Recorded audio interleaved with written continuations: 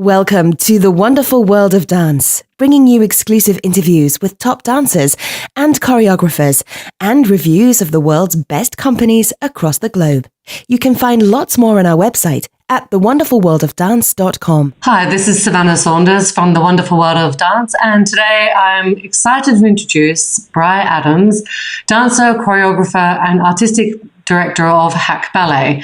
And I'm really excited to learn about this ballet company. So welcome, Briar. Hi, thanks for joining us. Hey. Hi. So let's get started.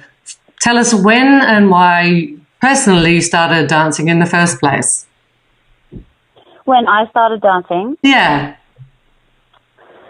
I was a little girl and my mom sent me to ballet lessons like every other little girl in the local area. Like, I think that's really common actually, especially when I was growing up. Like, little girls went to ballet class and little boys got sent to football, and there was a bit of gender awareness back then, but not as much as now. So like, it was really very pink, and like, I mean, actually little girls' ballet classes are still very pink and kind of interesting because where did you grow up?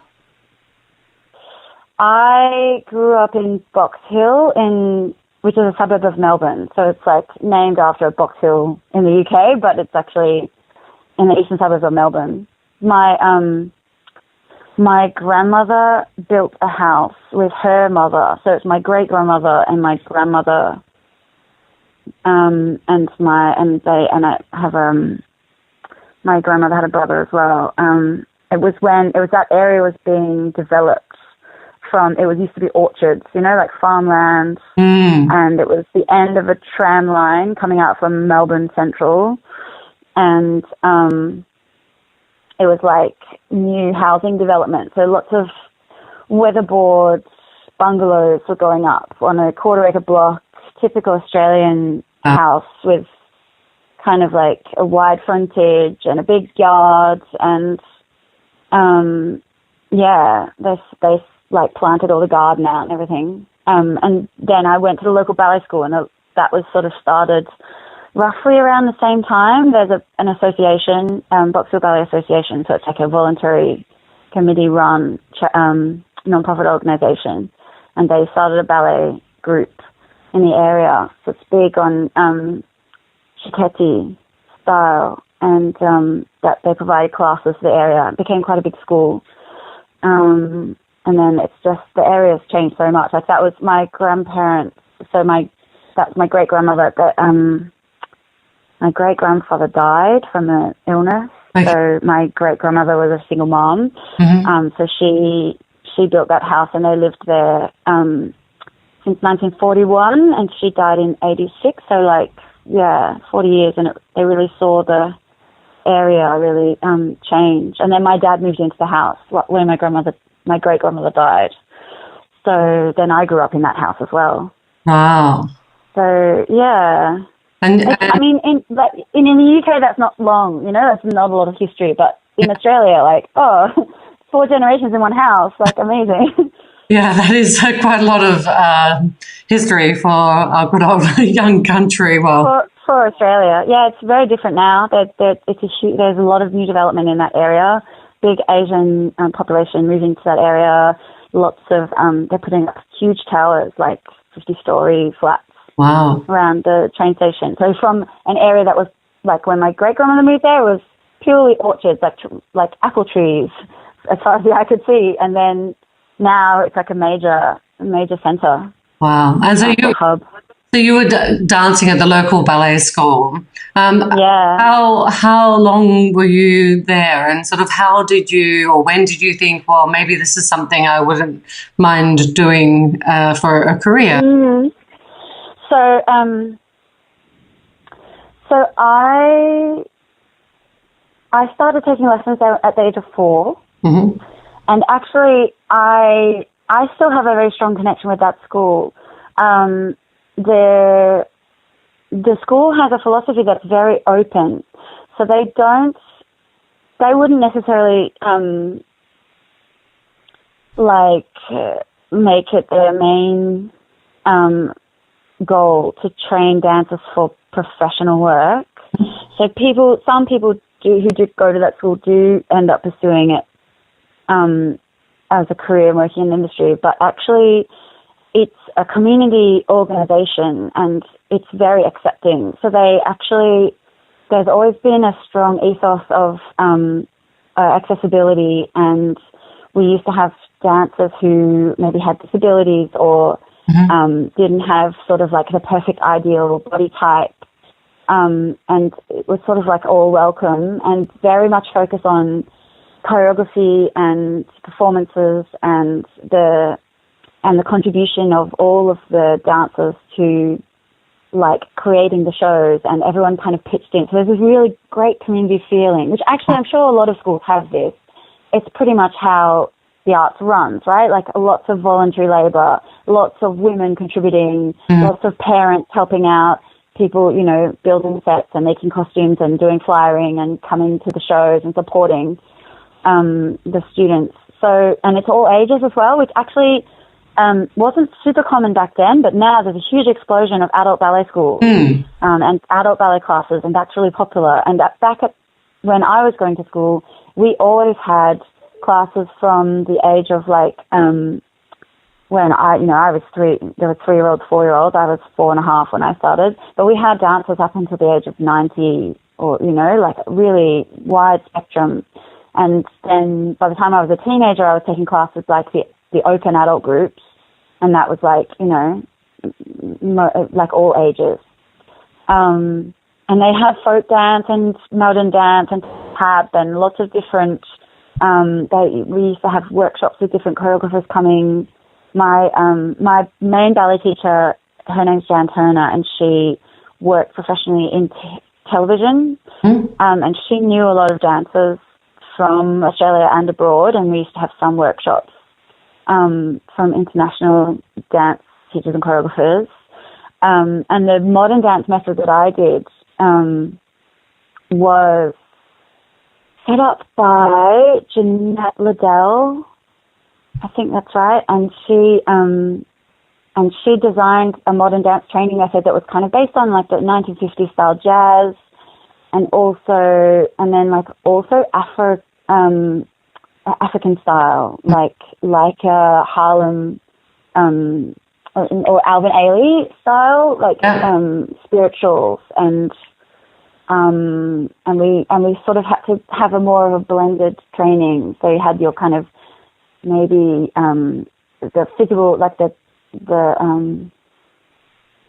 conditioning exercises were a bit more like Cunningham style, and with articulations and your kind of anatomical positions and technical stuff like jumps and turns, whatever. And then we also had this stylized African style movement as well, which that really helped with being more creative about how you use the body and floor work and different rhythms and isolating different body parts.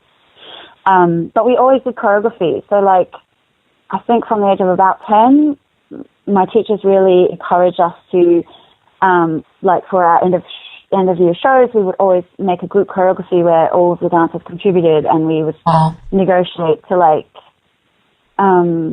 create dances together.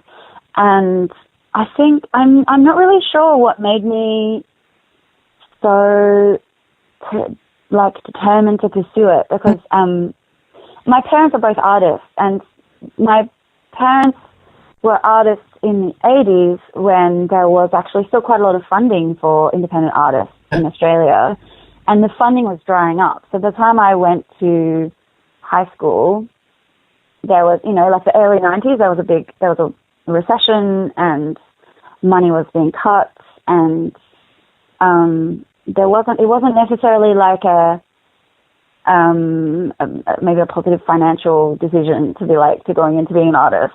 But I think I really just wanted to be good. Like I wanted to get good training and to sort of explore my own potential as a dancer and and to learn a lot and to be really fit and have all the skills that I could manage to acquire. So I think, I don't know, I feel like I always had these kind of two competing goals, which was I needed to get, you know, my kind of general education, go to university, have qualifications to so-called fall back on, like oh, like what are you going to do for a day job kind of thing. Yeah. But I was always just really interested in pursuing performing arts, and I think maybe I didn't really have a perception of what the industry was actually like. So my school, there was no pressure from within my ballet school of like, you need to, you know, this is what you need to do, more classes, or this is the training you need to do, or you need to go and get a job in the industry. That wasn't really a theme there. But what they would do was, if you were interested in pursuing it more seriously, they would then offer connections to other schools where I could supplement my training at my main school. So I went to classes with other teachers in Melbourne who were like more experienced in classical ballet and some contemporary as well, to sort of like add on to my Shiketti basic training. So I was doing my Shiketti advanced and diploma classes. I think I also did my intermediate with Will Cannell. She was a very dedicated teacher in Melbourne, and Anne Butler, also another very high-profile teacher. She now works at the Victorian College of Arts Secondary School. Actually, both of them taught at VCA and BCAS. And then also Lorraine Blackburn, another Shiketti teacher. And then I started taking contemporary classes, and I went to Deakin University for contemporary dance. And I also, when I finished high school, I enrolled at uni. So I auditioned for the VCA dance program, but they didn't take me. So I went to Monash and did performing arts, and I was sort of doing drama and visual arts and visual culture, and also studying chemistry and thinking, oh, well, what else am I going to do as well to get a job to make money? Yeah. And I had an idea that maybe one day I'll do physio or medicine. Okay. But I had that sense that like, oh, that is something I can do after I've done my dance career. Mm-hmm. And there was I remember having a couple of conversations with people, like, when I went to Lorraine Blackburn School, there was a dancer there whose name is, I think, Zach Jones, who he now has his own contemporary dance / martial arts / sort of like gyrotonic movement training methods. But we had a conversation where he was like, look, if you really want to pursue dance seriously, you should go to full-time training. And I was like, okay, yeah, fair enough. And I think he'd worked around Australia as a freelancer, and I think he did go to the Australian Ballet School, and, you know, was more like in contact with the dancers who were at that other, you know, on the professional track. And so he was really like encouraging. So then I auditioned for the National Theatre, and I went to the National Theatre Ballet School, and that was just when, it was a couple of years after Beverly Fry had started as a director there. And Beverly Fry is an amazing, very motivating person. She's a very highly energetic, and she was very encouraging. So I started training there just part-time for a year. And she, you know, welcomed me to come take class a couple of times a week. So I was taking my Shiketti syllabus classes, and I was taking a couple of contemporary classes. And then I was also doing class with their, in their, like, it was kind of like part of, they just opened their diploma, like the professional level training, they opened up to extra dancers to take class. So, like, there was some professionals who would come and take those classes alongside the dancers in training. And Beverly said to me, like, hey, so what are you doing? Do you want to audition? And I was like, well, I guess, like, I don't know. I kind of had this sense that I'm not sure that I'm good enough. Like, I don't know if I'm going to make it. I haven't come from a background of being really pressured to achieve a high professional standard in my training, but like I'm very keen and motivated and interested, and I want to perform, and I'm interested in choreography. And she was like, yeah, look, it's definitely possible. You just have to work really hard. But do you understand? Like, I'd been out of school a couple of years. So she was like, well, are you going to be comfortable with the fact that, like, you're a bit older than the general cohort that are coming in? Because most, I think it's still the case, most dancers go full-time training much younger. Like, a lot of dancers at that time were, they would quit their academic school and they would do their final years of school by correspondence so that they could take dance classes full-time in the daytime, and then they would do their school, like, after hours. So there were a few girls in that position who were, like, 15 or 16 doing dance full-time and then also taking, like, their English and mathematics and psychology maybe after school. And the program there would allow you, they had a teacher on staff who would supervise the distance ed students to make sure that they got their higher, like, it's a VCE, so like A-levels here. But I'd already finished high school and I'd got into university, and I was taking class part-time, working part-time, and then, like, trying to just do as much dancing as possible. And Beverly offered me a place on the course for the following year, and she said, look, I've seen you dance, I know you work hard, you don't need to do a formal audition, you just need to fill out the forms and you've got a place. And I was like, oh wow, that's really exciting. And then I actually, so we had that conversation, and literally, like, the next week I got ill, and I was ill for like a month or something, and then it was the end of the year, and I was, like, working, and I had end of year shows, and I didn't see her again until the following January, and I was like, so I'm here to take my place. And she was like, oh, I didn't know that you were definitely coming. And I was like, yes. So anyway, a powerful story. So then I went to the National. I did my 2 years there. It was very, very, very hard. And at the end of it, I still didn't feel like I was ready. But then again, I knew that I was already older than most of the people graduating from full-time training. So I was kind of like, well, all right, got to do this. So I actually went back to uni for one more year, and I was doing, like, part-time ballet, part-time contemporary dance. I went back to Deakin, and I was working and saving money. And then I was like, right, I've set my sights, I'm going abroad. And that was always, like, so I think for a lot of dancers in Australia, it's always the goal. Like, you kind of get told there's work in the rest of the world, so you have to go out and find it and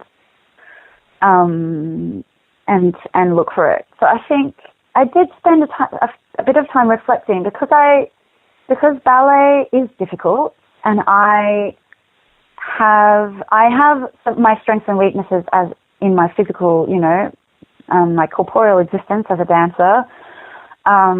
I got a lot of injuries, and I had to push through, learning about my body and learning a lot how to manage things. So I wasn't, and, like, I'm a very creative person and my interests are very diverse.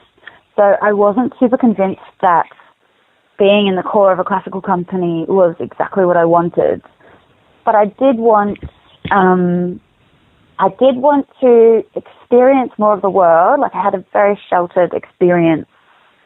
Like, apart from ballet, I didn't really know that much about anything. And I sort of wanted to get out into the world and find my place and find what I was interested in and find people that were on the same level as me and were into the same stuff as me, and that kind of, like, I was looking for my tribe kind of thing. And I guess Beverly Fire planted that seed of, like, you could go abroad and you might find this somewhere else, Like, I had a couple of auditions in Australia.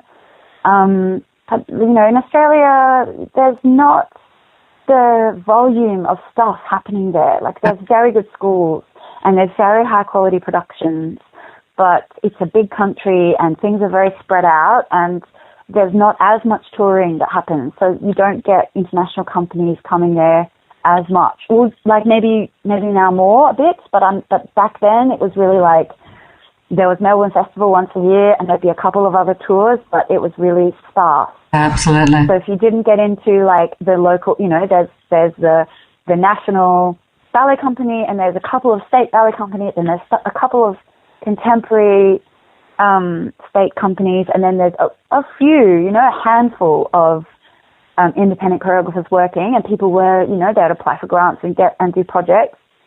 But it just wasn't so. There just wasn't so much going on, and the people that got those jobs tended to be people that went to 3 schools in the whole country, and everybody else kind of, I don't know what happened to us, but we all went abroad. So yeah, I just think I was ready for an adventure. Like I think that sense of I was really sheltered, and I wanted to get out of Australia and see the world. Yeah. That was really appealing to me, and the idea that maybe somewhere else will be people that are into the same stuff I'm into, and like it won't be so difficult to find people that share my passions. And actually, when I first moved, say that again. The tribe that you talk about, finding your tribe. Well, now that's how I feel. Like I think I went looking for it at that time, and now I feel like maybe I have to make it, which is that. So then we're getting to like, why did I start my own company? Yeah. Like I feel like I went looking for someone else to provide that feeling for me, and maybe it was never going to be somewhere else. And it's one of those things with maturity. You hear that story a lot, don't you? That people, you go on your journey of discovery looking for it somewhere else, and you end up finding it in yourself with whatever you've incorporated from what you've learned on your journey.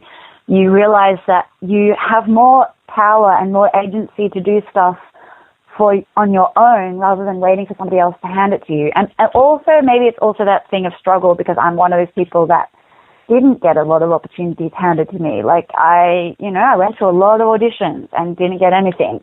And then was like, okay, well, what am I going to do? Since nobody gave me a job, am I just going to give up? Or because some people do that, right? Some people go to ballet school full-time for 10 years. They graduate. They go to auditions for the first 6 months. If they don't get a job, they quit. Like literally people who were like super seriously amazing dancers. They were super into it, and then they didn't get a job, and they think, okay, oh, well, that's it for me. Because it's all about that external approval. So... And that one career track as well.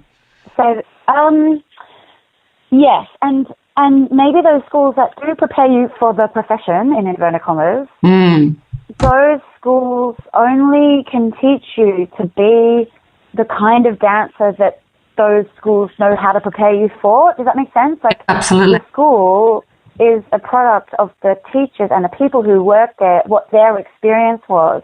And the world is so different now to what it was 20 or 30 years ago. So, like, I've already been out of school. This will be probably my 15, 16-something years. What year is it? 14 years since I graduated. The world now is already different to when I graduated. And since when my teachers graduated, it's like poles apart, politically, economically, enough change in technology, communication.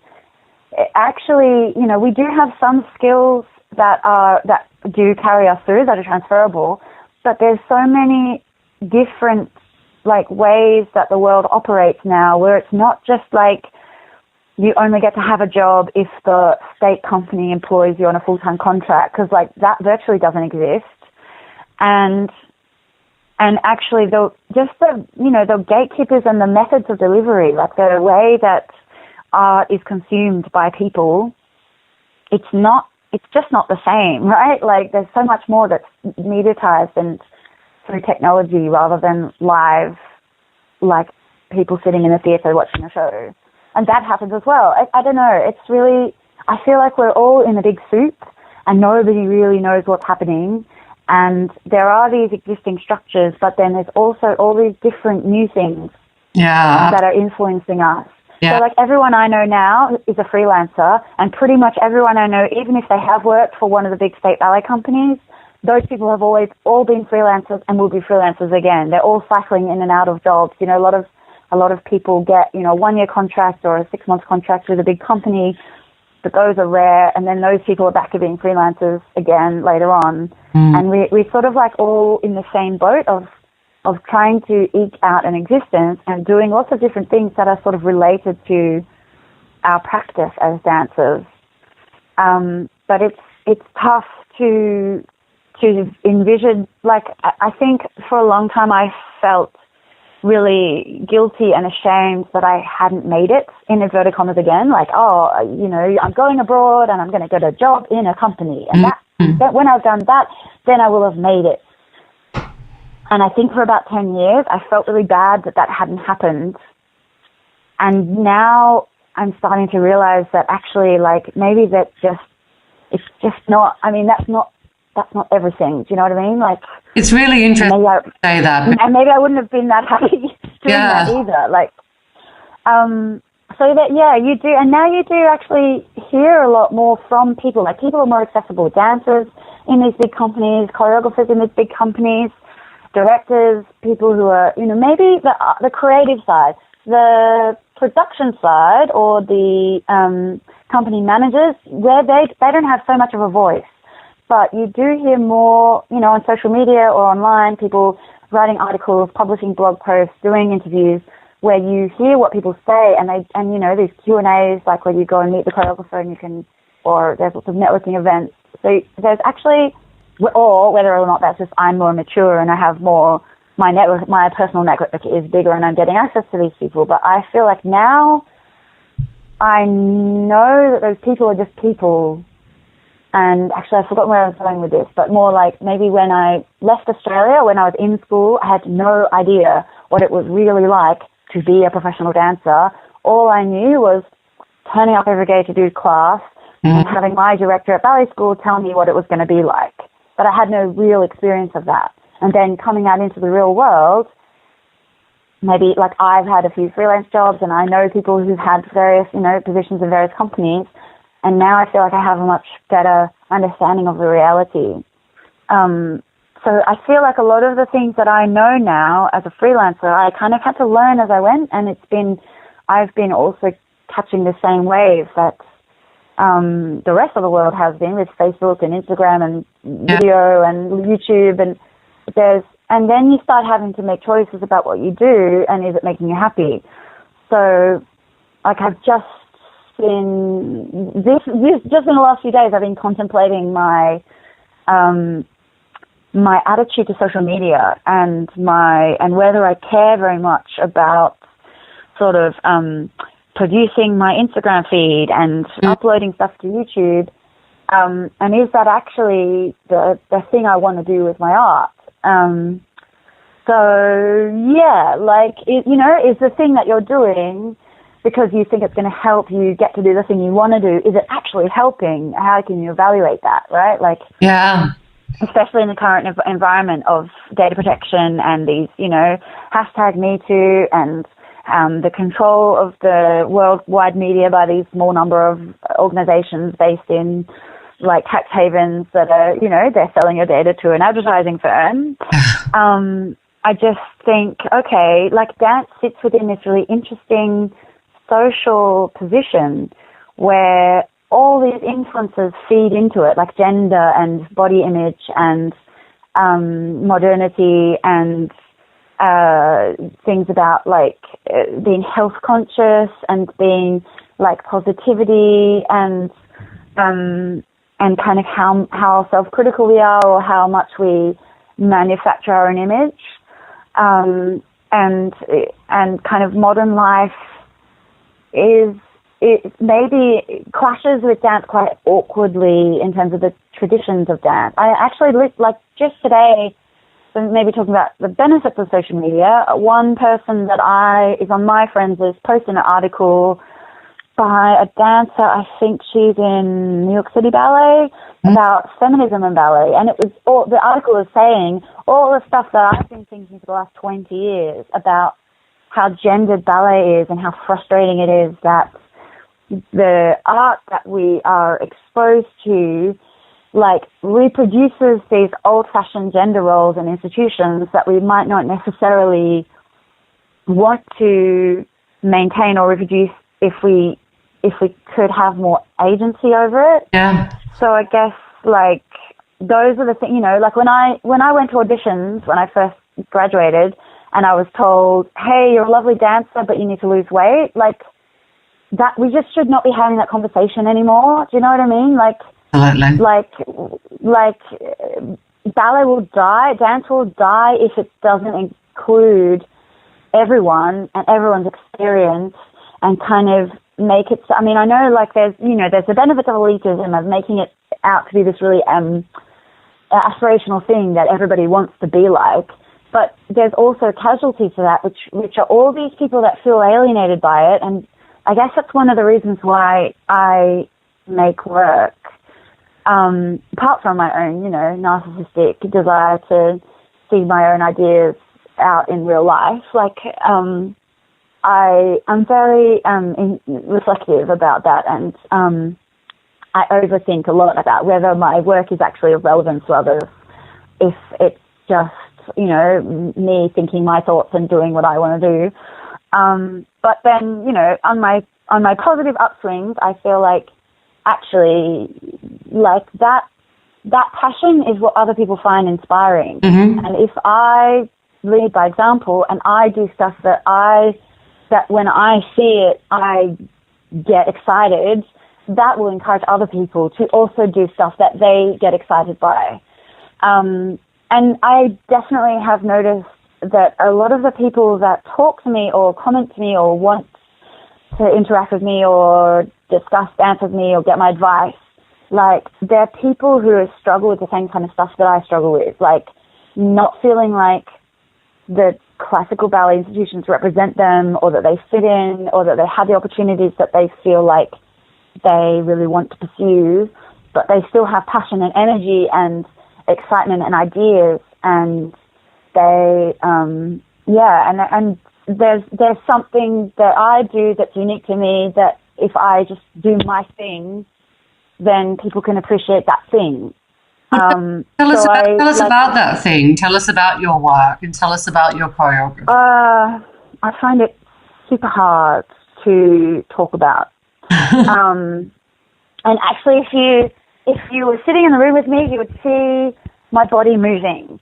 And actually, like I talk my hands. I do that classic dancer thing of like I demonstrate with my body what I think.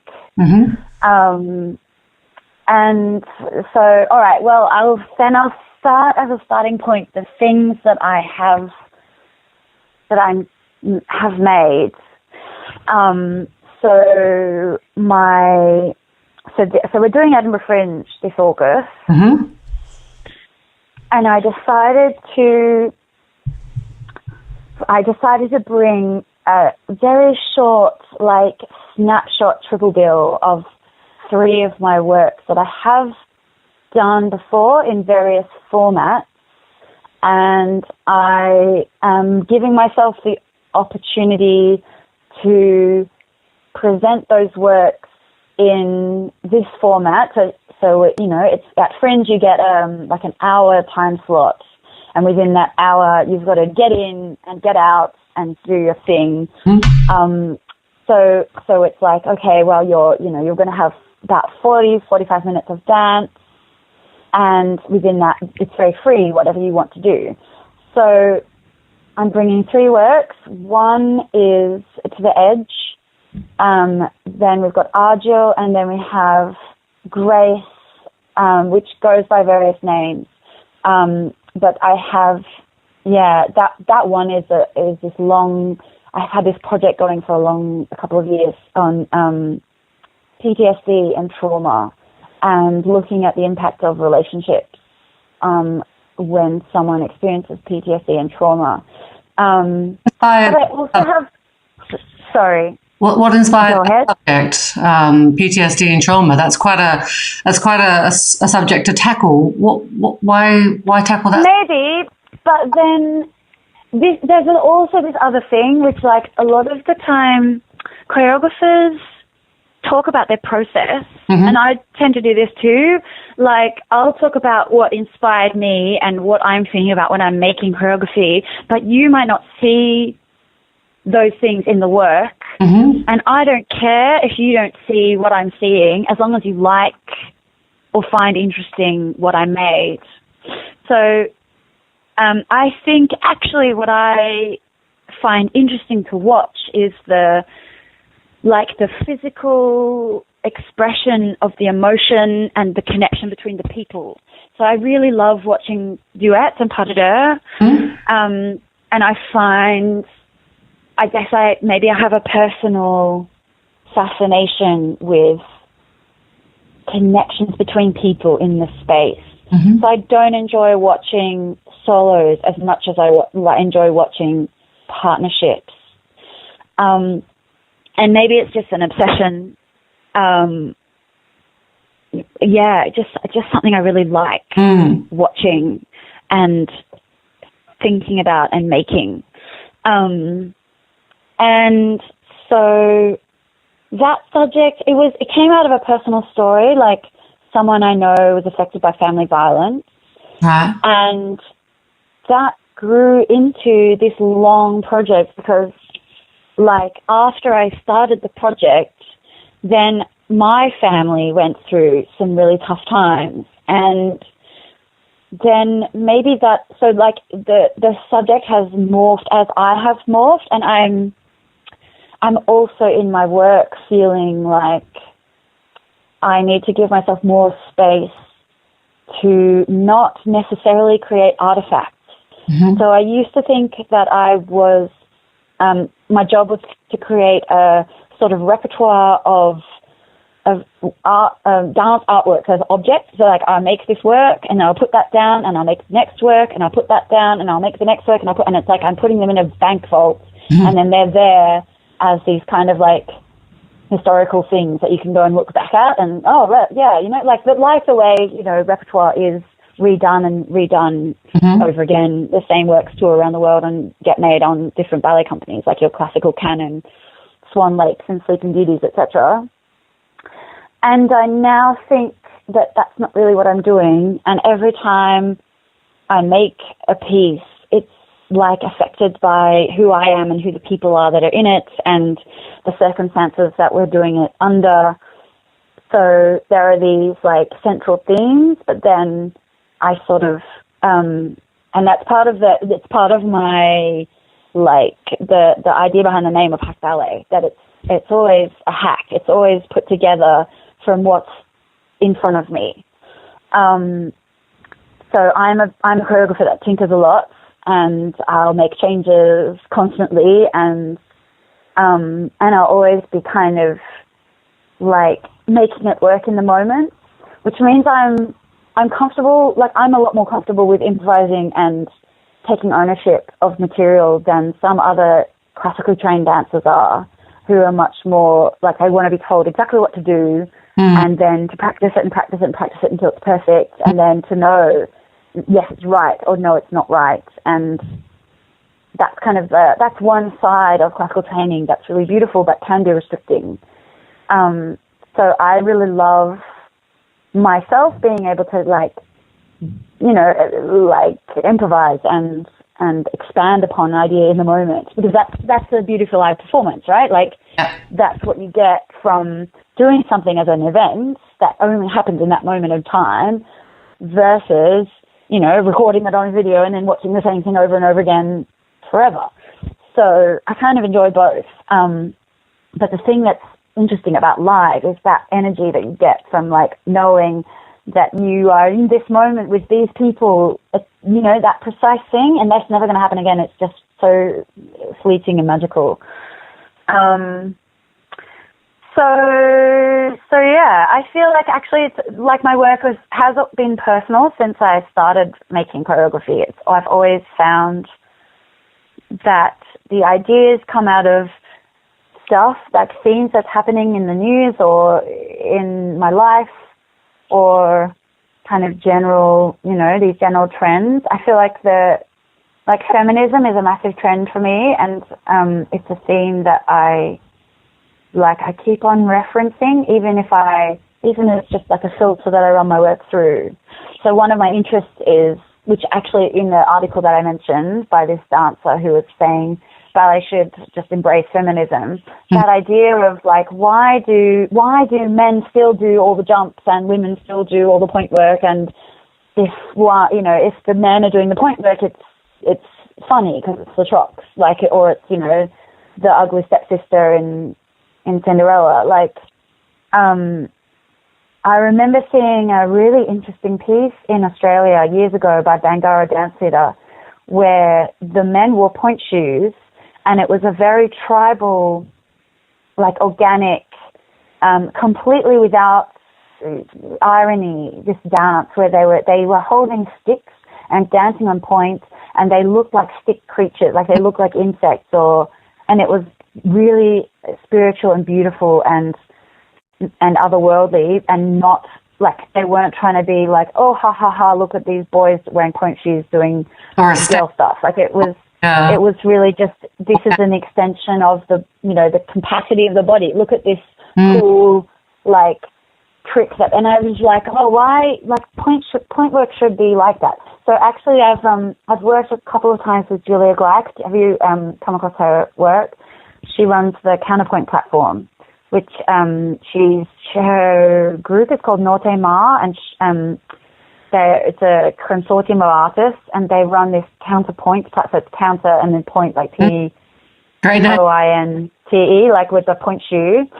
And it's specifically to offer women choreographers an opportunity to make work using point shoes. And quite a lot of the people who present work there are much more experimental choreographers than, like, they're not just, I mean, I'm making quite, my work is quite sort of, like, I don't know, typical contemporary ballet. Like, it's dancers making movement, but there are people whose ideas are far more, like, transgressive and experimental. And that's one of the platforms where I've had an opportunity to work and then see other people's work and to think about that concept of, like, who gives you permission to make a choreography and call it ballet and use point work. And when I first did her platform, it was kind of like the first time that I felt brave enough to wear point shoes on stage and say that what I did was contemporary ballet, because I think there is this perception that, like, there's a lot of judgment in ballet, and there's a lot of people telling you whether you're doing it right or wrong. And I think the movement now with female choreographers, and, maybe just independent choreographers in general, like, saying, wait, let me take this material of ballet and mess with it a bit, and that being okay, that's quite modern, and it's quite a new thing. Like,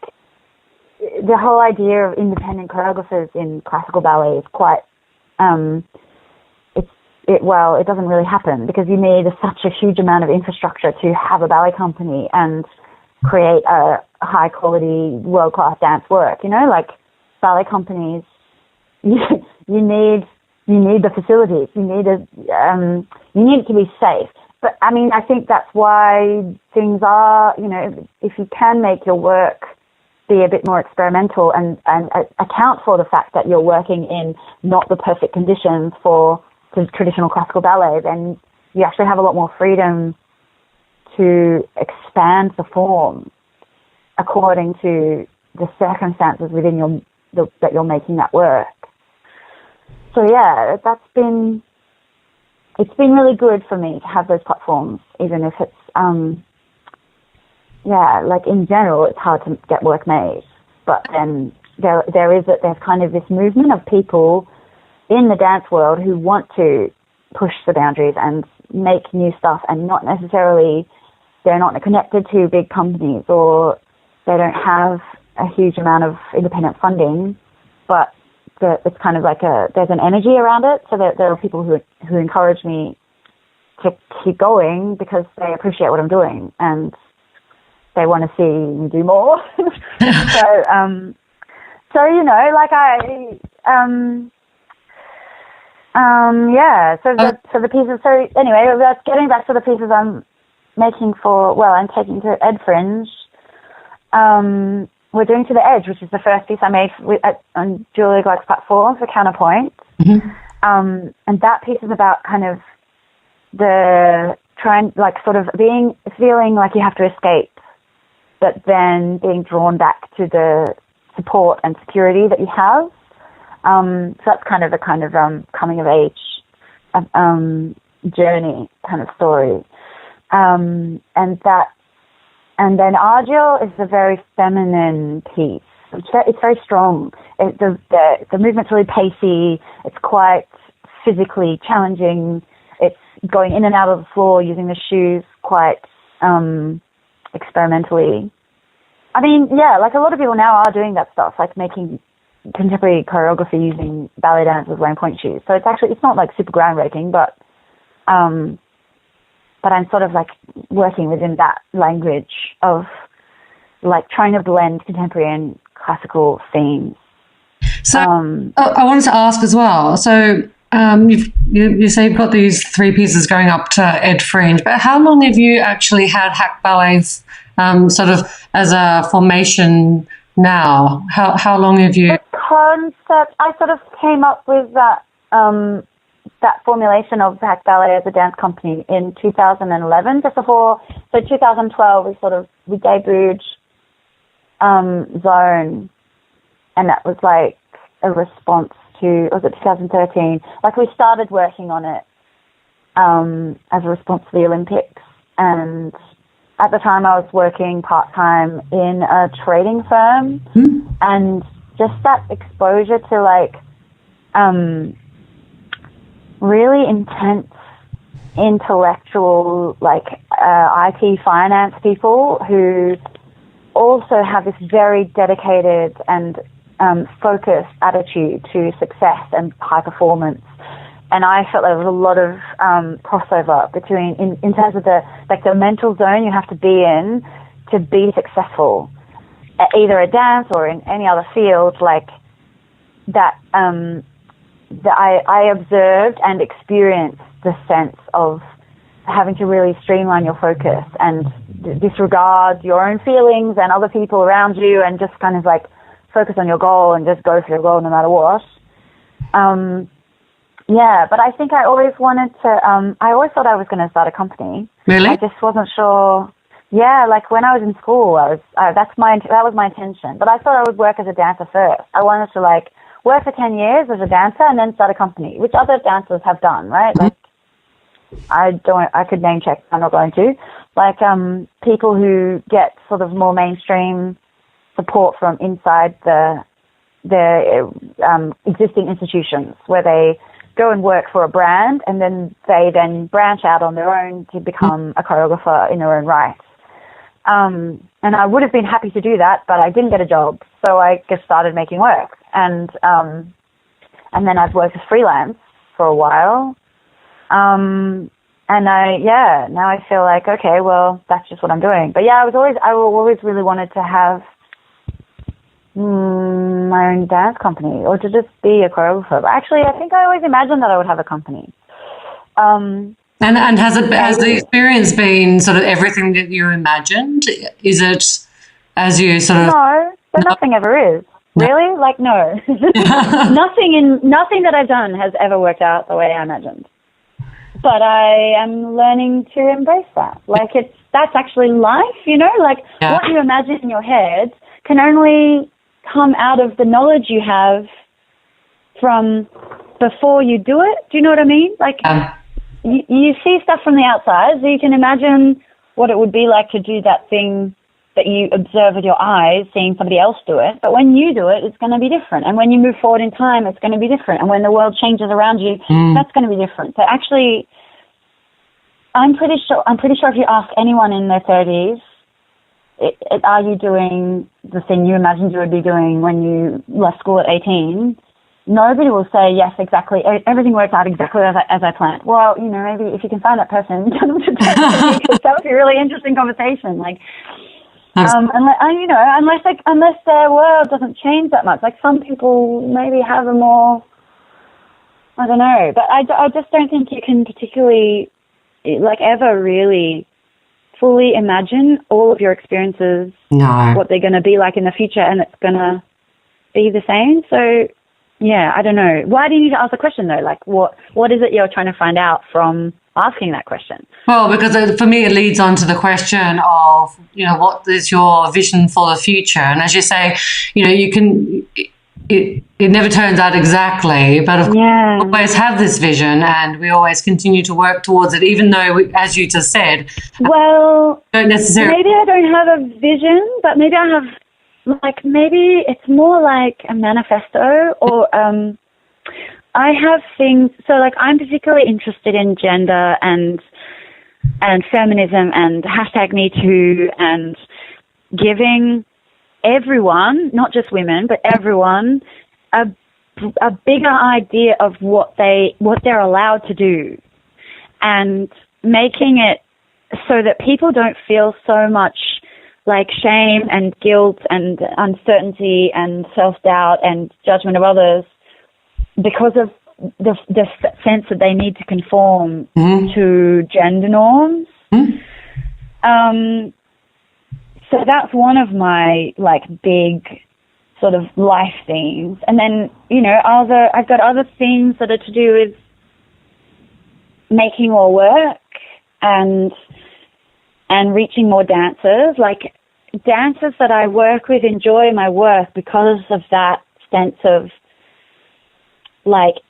variety and freedom, and I give them quite a lot of, if they like that, if they like that the agency and that responsibility for themselves, then they like that, they just like my style. I don't know, but I think I want to see ballet be bigger. I don't want to see ballet die as an art form or become too stuck in still reproducing the old ideas. So, big movements that are afoot in the bigger, dance scene generally, getting more female choreographers to make work on big companies, hearing more voices from people that maybe not be the obvious, the obvious choice. I feel like in general I'd like to see equality advance in our society. Absolutely. And part of that includes access to and control of and direction of our art. And maybe it's this quite tense conversation between our traditions and how we teach our peers and the next generation about what they need to learn and why it's important and valuable, and then also what we make that's new. So the big opera houses and theatres around the world that are reproducing traditional work, everyone sort of agrees that that's a good thing, but then there's always going to be these tensions around recreating political ideas from a previous era, and then whether there's enough other ideas also available for people to realize that it's historical and it doesn't have to be that way now. So I feel like if there were, the attempts around the world of companies to make new full-length ballets that are of our time and that represent people as they are now, and especially, how much things are changing socially in terms of women's rights and LGBTQ rights and all that, and minorities, and making things much more plural and representation being a big part of that. I think that's a really important theme. But yeah, I don't know, I feel like I'm doing the next thing that comes up in front of me that seems accessible. And if something bigger comes up in front of me, then I'll do that. So again, it's kind of I can only do the things that I know exist, or that are the next step on from something that I already have seen or imagined. So there might be other things that are bigger that I haven't come across yet. So yeah, I do. I really love I really love my global network. I really love that I have good friends and colleagues and people that I respect, that I love working with and spending time with, and they're all over the world. And I'd love to take Hack Ballet, to all the places where my amazing people are, and share what we do with people that appreciate it. So yeah, I'm talking to a festival now in Australia about taking some work there. We're here and we're available, and I'm kind of doing what I have done already, and then waiting for the next opportunity to do something new. But there's always tension around justifying your work economically and knowing what the value is in today's economy, and that I feel like is one of our biggest challenges for the arts generally, is just how pervasive the whole economic rationalism ideas are in terms of what's the bottom line, and why are we making art provide all these social services. Can we just make art because we want to make art, or do we have to make art because it's good for us? Do you know what I mean? Are you eating your Brussels sprouts because you like Brussels sprouts, or do you want to make ice cream, or do you want to make a chocolate cake, or do you want to have a roast dinner? I don't know. I don't know if you get that analogy. Do you know what I mean? Yeah. There's a pressure in arts funding for art to take all these boxes of what it's going to benefit everyone. It's going to engage disadvantaged youth, or it's going to improve the adherence to physical exercise of older adults, or there's all these kind of these things are benefits. When you do get involved in the arts, you do experience these benefits, and it's this it's the tension between quantifying art and making it be measurable, which comes out of science and our analysis of things, and trying to pinpoint what it is about it that makes it worthwhile, and how can you compare a beautiful rose with a new building, with a sewage system, with a car. How do we make decisions as people about what we want to do in our lives? We sort of try to have this kind of triple bottom line and add up all the things and get an equation at the end. It's like the algorithmic approach to everything. And as we've all realized, the algorithmic approach we're not always satisfied with those answers. So there's still going to be this kind of there's the ephemeral stuff that it find really hard to put words to why we do it. And actually sometimes I spend a lot of time reflecting on the socio-political motivations behind what I'm doing, and I can do that, and it's great and it's really interesting, but I'm not necessarily any happier as a result of doing that reflection. Maybe I understand things, but understanding, I don't know, it's just one of the things. So I've contemplated doing a PhD, but I've got too many topics and I haven't narrowed them down yet. So the practice as research idea as well really appeals to me. Can we create a way of a language around talking about what we do that makes the art, that gives the art experience of making and doing art the equal value to other forms of knowledge, which comes out of philosophy of language and philosophy of knowledge, which is, all these Western ideas of what is valuable and what is truth and how can we know things. So it's kind of it's interesting, but it's kind of everything all at once, and that it's very big. Yeah, well, you've had this really interesting journey, and just listening to you with your incredible ability to be able to really express yourself. I've been sitting here for the last hour, just really engrossed with everything that you've been saying and thinking, wonderful to be able to have that expression, even verbally, for people to listen to and think, well, this is what's going on within the dance world, and this is the types of situations and the types of thinking and the types of feeling and the types of administration and the challenges that are being experienced today.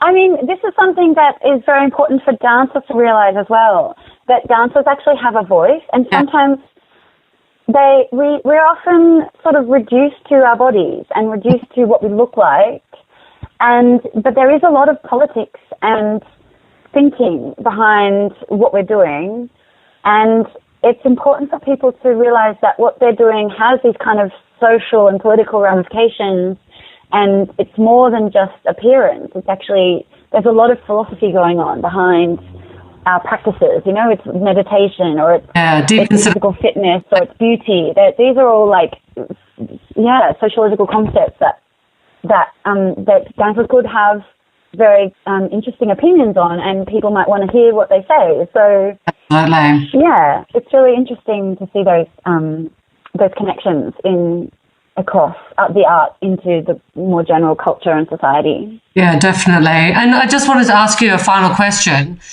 Given your journey so far, and it's to continue, there's clearly so much that you are currently doing and are going to be doing in the future.